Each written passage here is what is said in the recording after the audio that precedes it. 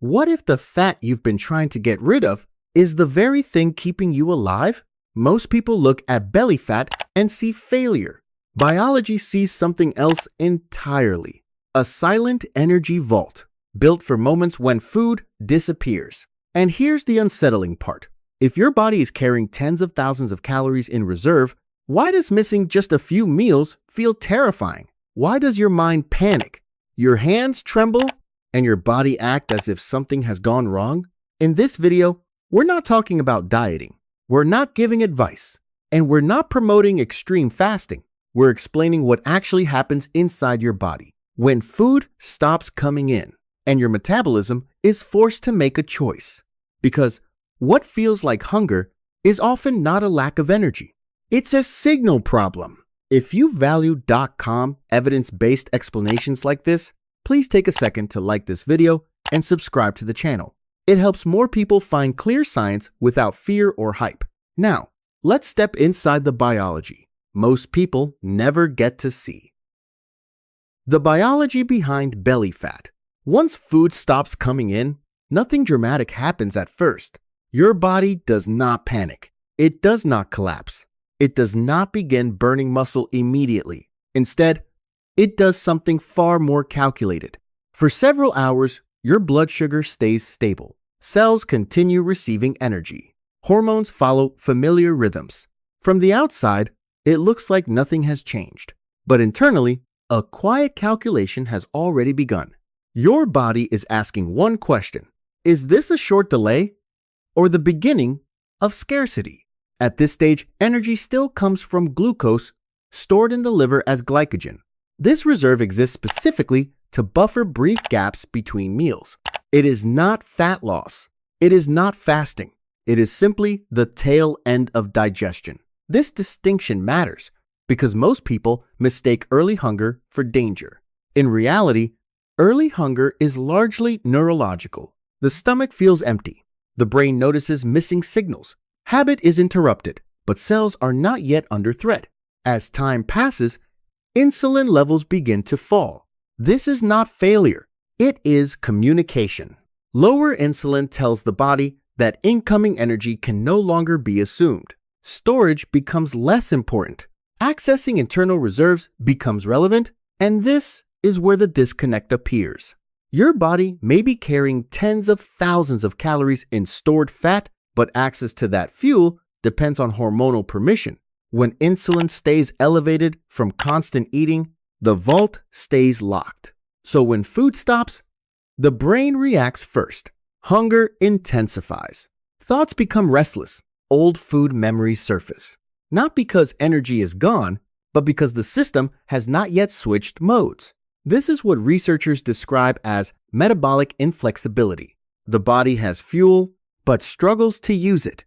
And this is where many people quit believing something has gone wrong. Retention peak. The first paradox.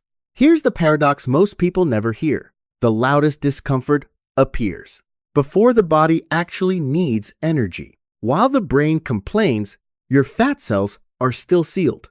This phase feels like weakness, but it is closer to withdrawal than starvation.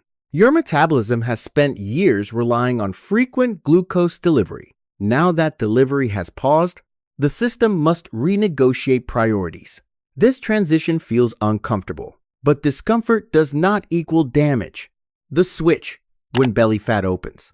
As insulin remains low for longer, something changes. Fat tissue stops behaving like storage and becomes metabolically active. Fatty acids are released into the bloodstream. The liver begins converting them into ketones. This process is gradual, controlled, regulated. It does not happen all at once.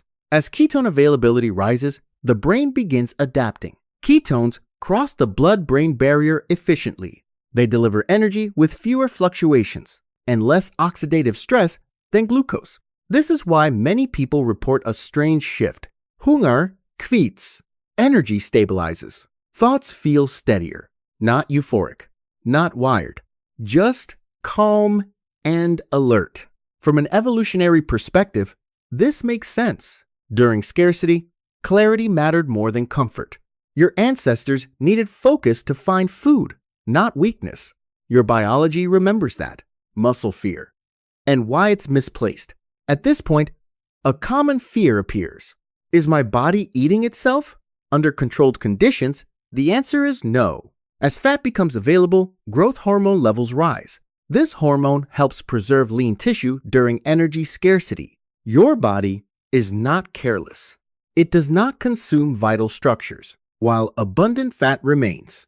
Muscle loss becomes a concern only when fat reserves fall too low or stress signals remain elevated for too long. This is why duration and context matter. The body is adaptive, but it also has limits. The deeper layer, cellular maintenance. With digestion paused and fuel stabilized, cells redirect attention inward. Damaged proteins are dismantled. Dysfunctional components are recycled.